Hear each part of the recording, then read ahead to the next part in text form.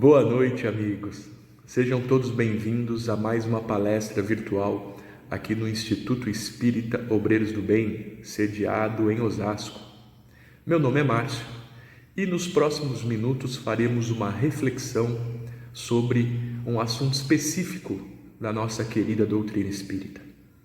Você que é novo, você que nos conhece agora, se inscreve no nosso canal para receber as notificações dos vídeos, das entrevistas, das postagens que nós fazemos por aqui.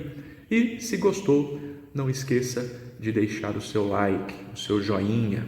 Coloque aí, faça comentários, diga de que cidade você está assistindo e qualquer sugestão, estamos sempre à disposição para ouvir, para aprender e para melhorar mais e sempre. Para que a gente inicie a nossa conversa, nós vamos ler o projeto de transformação moral, um projeto que a casa faz e apresenta todas as semanas. E nessa semana nós temos o privilégio de ler o projeto de transformação moral elaborado pela Juventude Espírita Obreiros do Bem, cujo título é Semana da Vigilância no Uso das Redes Sociais. Olá, amigos, tudo bem? Esse texto foi desenvolvido pela Juventude Espírita Obreiros do Bem. A vida social saudável é fundamental para o progresso do espírito. A convivência nos permite trocar experiências e o acesso às mídias sociais potencializam nossas conexões e oportunidades de aprendizado. A doutrina espírita nos esclarece que todas as ciências são revelações divinas, as quais temos que contemplar e usufruir com gratidão, inteligência e discernimento. Diante da realidade que vivemos, reflitamos. Será que estamos utilizando essas ferramentas com sabedoria? Além de todas as facilidades, reconhecemos que passamos a nos expor, despertando comparações muitas vezes tóxicas e desnecessárias.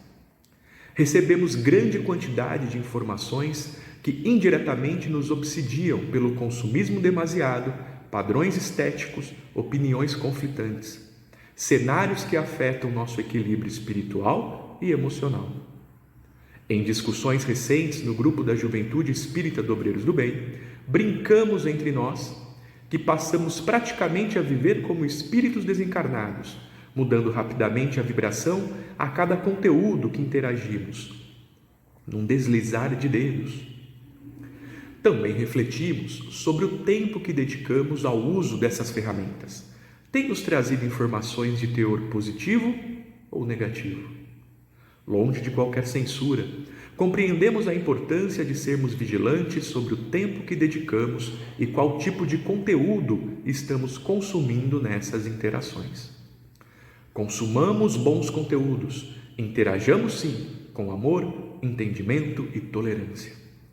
Possamos também equilibrar o tempo e dedicar momentos sem o uso de dispositivos, nos dedicando ao silêncio reformador, à prática da prece e verbalizando palavras de afeto a quem amamos.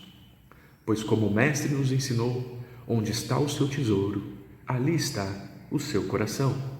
Um grande abraço dos amigos da GEOB. Para essa semana, o texto do Evangelho referente a esse projeto é o prefácio do Espírito da Verdade. E para que nós possamos iniciar a nossa reflexão dessa noite, como fazemos sempre, pedimos a todos que nesse momento possamos elevar o nosso pensamento ao Pai, agradecendo o Senhor por essa oportunidade de estarmos reunidos aqui, ainda que à distância, ainda que de maneira virtual, mas totalmente amparados pelas leis divinas e pelo abraço do nosso Criador. Pedimos, nesse momento, a paz e a tranquilidade, para que através da reflexão e do pensamento, através do conhecimento da nossa doutrina, possamos compreender melhor a vida, os nossos momentos, as nossas dificuldades, nos encorajando, fortalecendo a nossa fé, restabelecendo a nossa confiança no amor e assim criando todas as condições para que nós possamos progredir diante de todas as vicissitudes e desafios que a vida nos apresenta.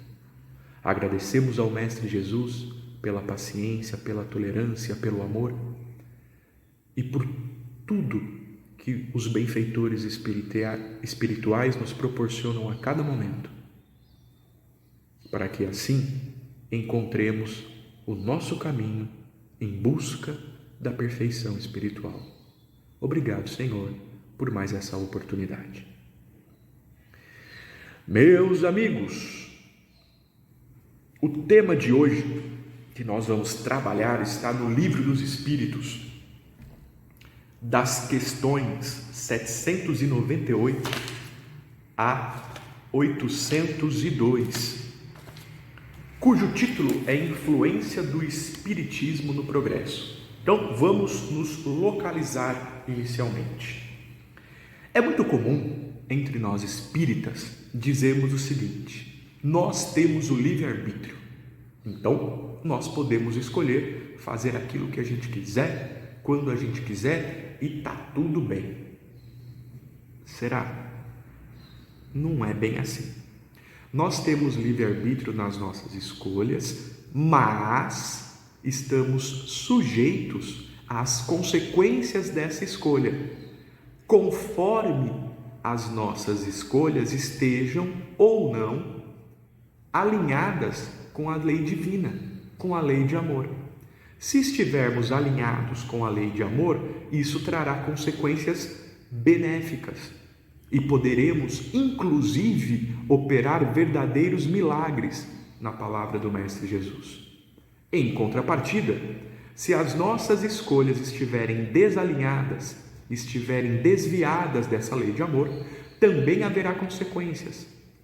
É aonde a dor acontece, como um processo terapêutico de aviso, de reeducação, nos mostrando o que deveríamos ter feito. E através do processo de arrependimento, do processo de expiação e do processo de reconstrução do mal que fizemos, seja ele por vontade própria ou por equívoco, por falta de conhecimento, nós podemos assim nos regenerar e aprender e voltar e nos realinhar com a lei de amor. Portanto, essa ideia de que podemos fazer tudo o que quisermos não é bem assim. Essa nossa liberdade, ela tem um limite. Esse limite é a lei de amor. Estamos restritos a ela, uma lei divina, uma lei criada pela causa primária e inteligência suprema do universo. A questão é, que lei de amor é essa? A doutrina espírita vem nos apresentar essa lei de amor na terceira parte do Livro dos Espíritos, chamada Leis Morais. Essa lei de amor, ela didaticamente, de maneira metodológica, é reorganizada, ela é classificada por Kardec em 10 subníveis, 10 subleis, vamos dizer assim, que falam sobre essa lei de amor como um todo. E dentre essas leis, uma delas é a lei do progresso. E dentro da lei do progresso é que nós temos qual é a influência do Espiritismo nesse progresso. Então vamos pensar assim. Dentro da lei do progresso, o que é o progresso? Como é que o progresso funciona para nós espíritos? Nós sabemos, conforme os espíritos nos dizem, que todos nós, espíritos imortais, estamos fatalmente determinados à evolução espiritual, a chegar à condição de espíritos puros, de espíritos crísticos, da mesma natureza que Jesus. Para isso, é preciso uma série de existências no plano terreno, aprendendo através da experiência, e depois experiências também oscilando no plano espiritual. E esse aprendizado nos dois planos faz com que nós vamos evoluindo através dos erros, através dos acertos, através do amor, através da dor, até que cheguemos a essa condição de espíritos puros, aonde aí, segundo os espíritos, vamos ter a possibilidade de compreender a natureza divina, compreender Deus. Os puros de coração verão a Deus. Para ser puro de coração, eu preciso de conhecimento, de dois tipos: conhecimento intelectual e conhecimento moral. Portanto, o progresso se dá em duas frentes. Um progresso intelectual que está ligado à questão material do ser e o progresso moral que está ligado à questão mais espiritual do ser. E esses dois progressos vão ocorrendo concomitantemente, ao mesmo tempo, durante toda a história da humanidade. Então, tanto nós, indivíduos espirituais, progredimos, quanto sociedade também progredimos, da mesma forma que os mundos, os planetas também progridem. Então, a lei do progresso é inexorável. Portanto, mesmo que, por livre-arbítrio, eu escolha não progredir, eu escolha estacionar, de alguma forma, sujeito à lei de amor, pelo amor do Pai, coisas acontecem, situações se criam, de modo que, através da dor, que é uma manifestação do amor maior, isso me impulsione para frente. Isso faz com que eu progrida de uma forma ou de outra. Portanto, estamos sujeitos a essa lei do progresso. Se nós formos observar a humanidade, principalmente na questão material, é muito claro que do ponto de vista tecnológico, seja na área da medicina, seja na área das comunicações, por exemplo, apenas para citar essas duas, o quanto nós evoluímos, principalmente nos últimos 100 anos, nos últimos 150 anos. E depois dessa busca pelo material, uma vez que esse material está meio que consolidado, cada vez mais é notória a busca pelo espiritual. Quantos não somos aqueles que nos perguntamos, mas a vida é só isso? Depois que nós preenchemos esse lado material, nós nos perguntamos, mas e o que acontece depois? O que acontece depois da morte? Quem nós somos, de onde viemos, para onde vamos? E começa a surgir uma necessidade espiritual, uma necessidade de desenvolvimento moral do ser. Qual é o papel da doutrina espírita nesse progresso da humanidade, nesse progresso do indivíduo? A doutrina espírita foi codificada por então Allan Kardec por volta de 1850, há mais ou menos 150 anos. Isso quer dizer que não existia espiritismo antes? É claro que existia. Os fenômenos espíritas, vamos dizer assim, as leis naturais divinas que regem o universo estão aí desde sempre. Os fenômenos mediúnicos acontecem desde os primórdios da humanidade. O que Kardec fez foi organizar todo esse conhecimento através da interação com os espíritos pelos médiuns, buscando compreender a natureza da vida espiritual e da nossa vida terrena. E aí que nasce essa doutrina espírita de maneira organizada, de maneira sistematizada, para que através da educação e do conhecimento nós possamos compreender melhor o mundo à nossa volta. Essa doutrina que nada mais é que a terceira revelação, o Consolador prometido por Jesus segundo o Evangelho de São João. Então, é claro que essa doutrina, no papel de Consolador prometido, daquele que ficaria conosco e jamais partiria, tem um papel fundamental, seja no progresso individual, no progresso da sociedade ou no progresso do planeta como um todo. E é diante disso que Kardec, em contato com os espíritos, vai trazer à tona essa questão. E na questão 798 do Livro dos Espíritos, ele pergunta: o espiritismo se tornará uma crença comum ou será apenas a de algumas pessoas? Hoje, nós sabemos que o país com maior quantidade de espíritas, de adeptos do espiritismo é o Brasil, embora ele tenha nascido ali na França. Hoje, ainda somos minoria, sim, quando dissemos que somos espíritas, espiritistas, cristãos, daqueles que, orientados pela doutrina kardeciana, Será que essa doutrina é para alguns? Ou vai chegar em algum momento que ela será de todos? O que os Espíritos nos respondem? Certamente, ele se tornará uma crença comum e marcará uma nova era na história da humanidade, porque pertence à natureza e chegou o tempo em que deve tomar lugar entre os conhecimentos humanos. Percebe o que o Espírito está dizendo? Com o tempo e com o progresso da humanidade, seja moral ou intelectual, a doutrina espírita tomará a todos. Ela fará parte de tudo.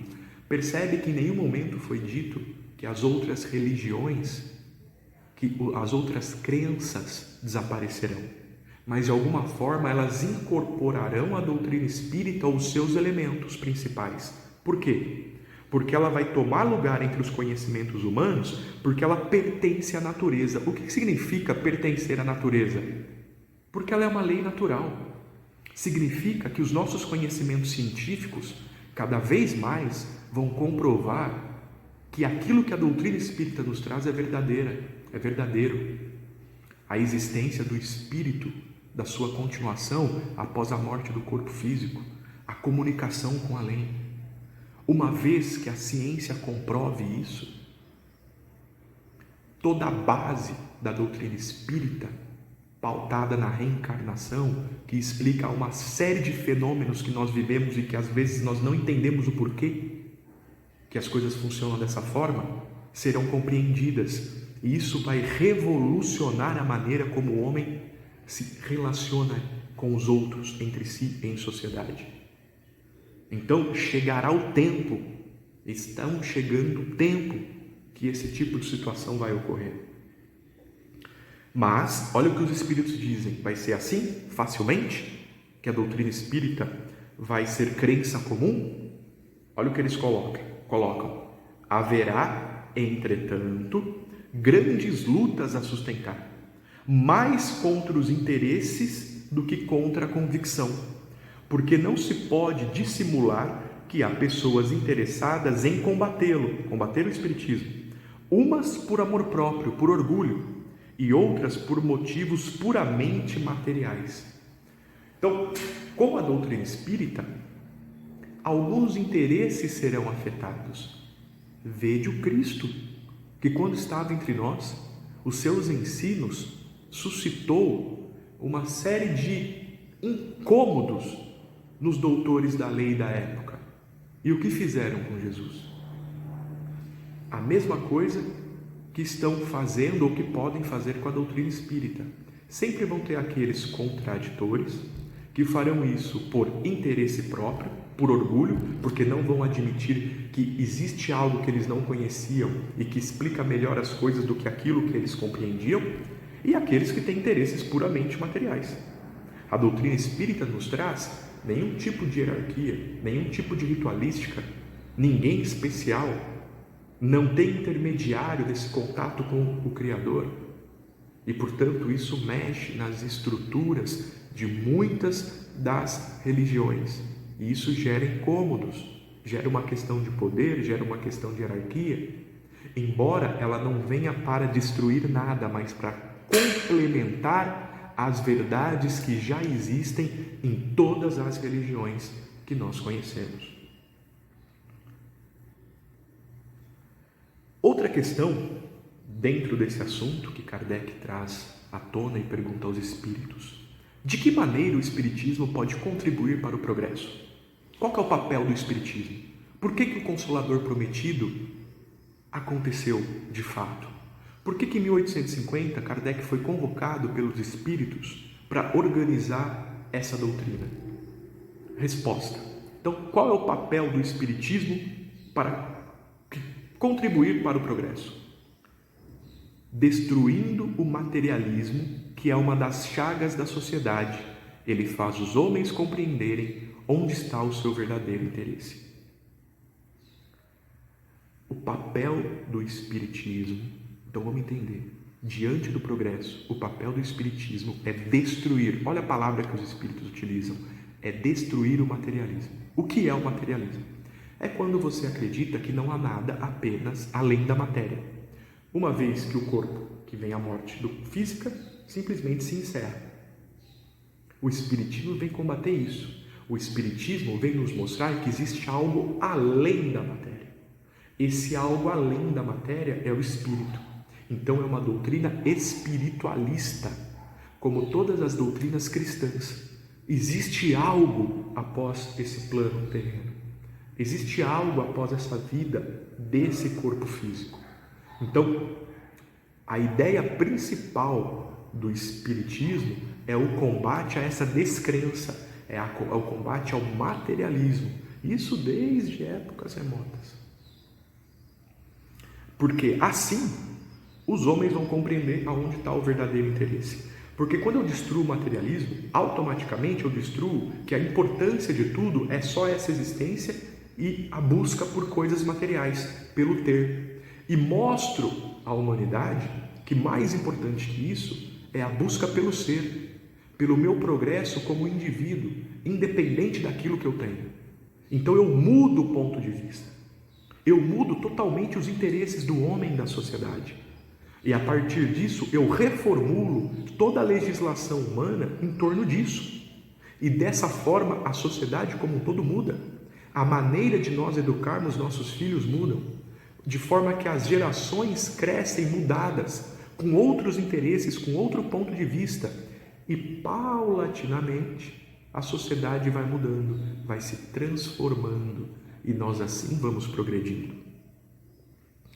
Ele diz ainda: a vida futura, não estando mais velada pela dúvida, ou seja, eu sei que há algo depois da matéria, o homem compreenderá melhor o que pode assegurar o seu futuro através do presente. Quando eu tenho plena consciência de que há algo além, eu faço melhor as minhas escolhas hoje. Porque realmente, se a vida acaba daqui a alguns anos, eu vou tentar aproveitar ao máximo. A partir do momento que eu sei que a vida continua e que a matéria é parte importante, mas não fundamental da minha evolução, eu começo a repensar as minhas atitudes, porque elas têm consequências na vida futura. Eu compreendo que existe essa vida futura. Outra questão que Kardec pergunta: não é de temer que o Espiritismo não consiga vencer a indiferença dos homens e o seu apego às coisas materiais? Olha como Kardec é inteligente. Olha o mundo à nossa volta hoje. Você fica falando, mas como é que o homem vai conseguir deixar a matéria de lado, os bens, o ter, o buscar? Olha o mundo onde a gente está vivendo agora. Não é de temer que isso talvez não aconteça? Resposta dos Espíritos. Olha como essa questão ela é atual. Seria conhecer bem poucos homens pensar que uma causa qualquer pudesse transformá-los como por encanto, por mágica. Por mágica, do dia para a noite, não vai acontecer.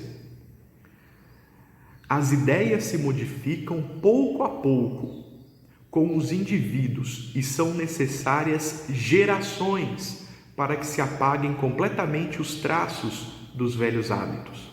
A transformação, portanto, não pode operar-se a não ser com o tempo, gradualmente, pouco a pouco.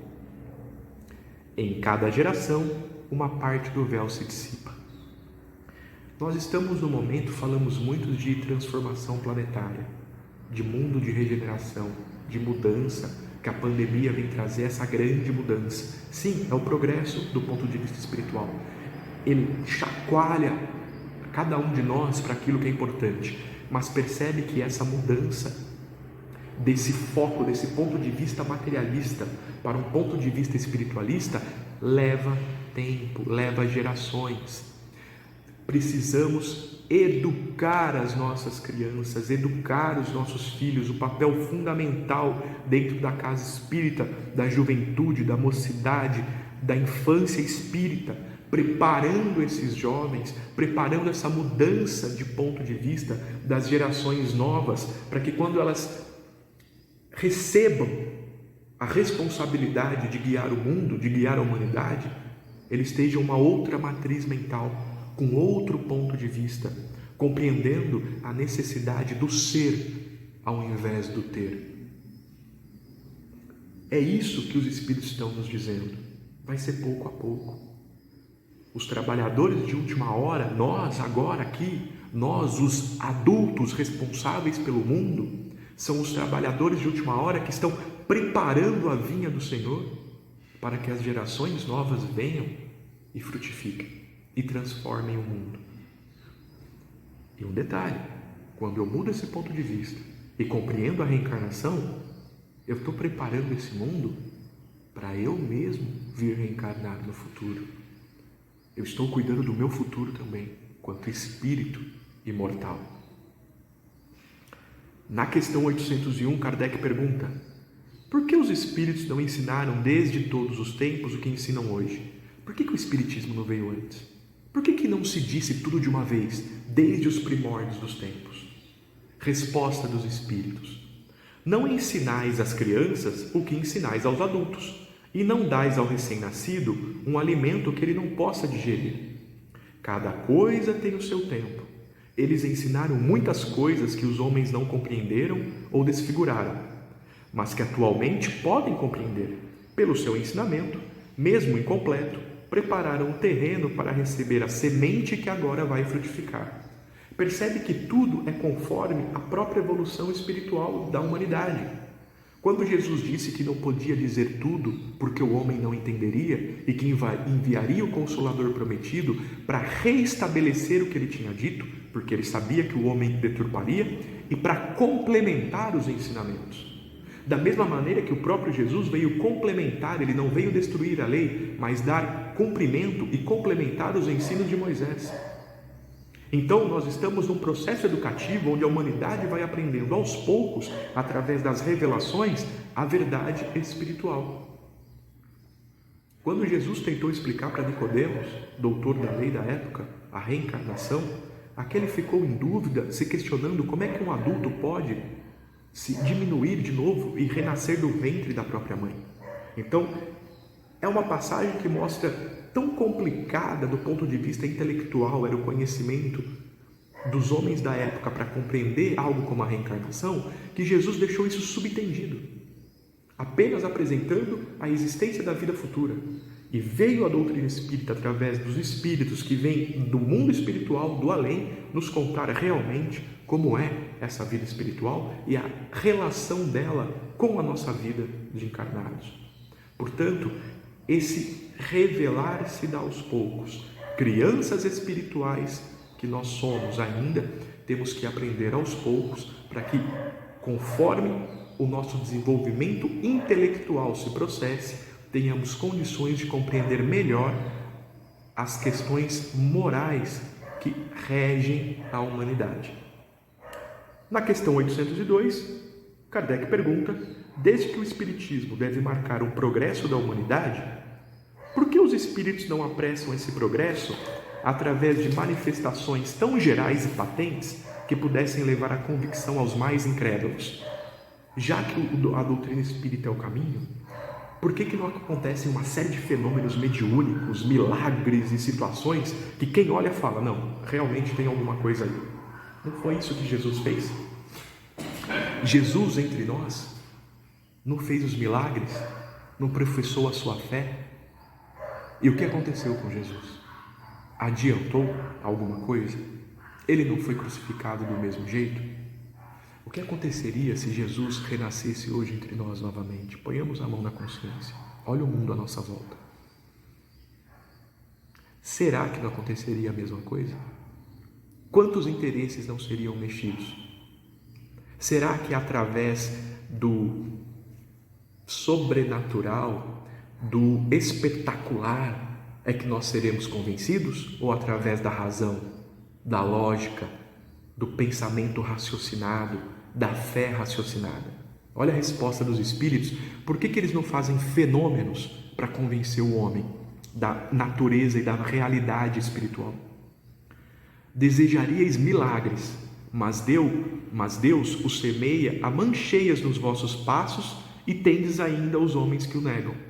Os milagres, os ditos milagres, aquelas ocorrências inesperadas, improváveis, mas que acontecem a todo tempo à nossa volta. Basta termos olhos de ver e ouvidos para ouvir. Mesmo assim a gente não reconhece que isso é Deus, a gente diz que é sorte, que é acaso.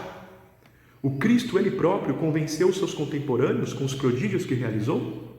Não vedes ainda hoje os homens negarem os fatos mais patentes que se passam aos seus olhos? Olha o mundo à nossa volta hoje. A realidade científica muitas vezes é negada por uma questão de opinião pessoal. Olha o que eles estão dizendo, como isso é notório ainda hoje em dia. Não tendes os que não acreditam, mesmo quando vissem? Não tem aqueles que sabem que vê a verdade, mesmo assim não acreditam? Não é por meio de prodígios que Deus conduzirá os homens.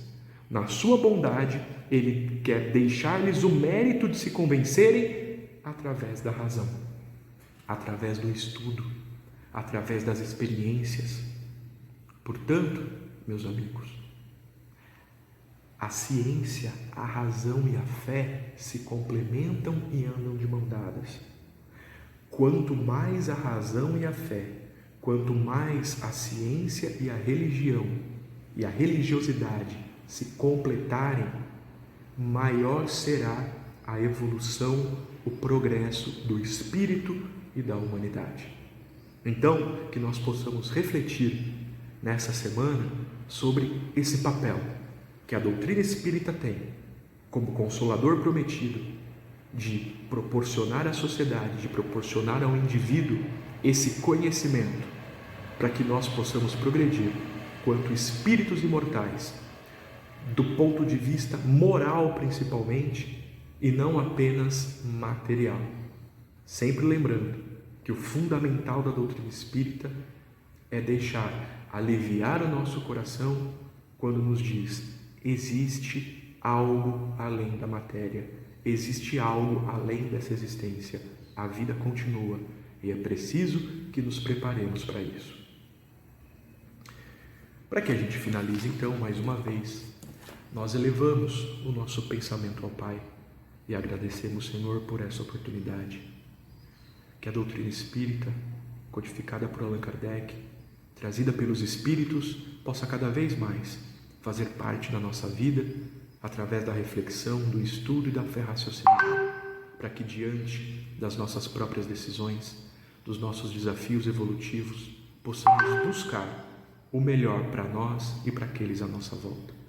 Que o Espírito do Senhor habite o nosso lar, higienizando, envolvendo, nos abraçando nessa semana, nos enchendo de paz, de alegria e de amor, para que nós estejamos sempre buscando o verdadeiro, o belo. Muito obrigado, Senhor, por mais essa oportunidade. Que assim seja, graças a Deus. Obrigado a todos pela atenção, um beijo no coração e até a próxima.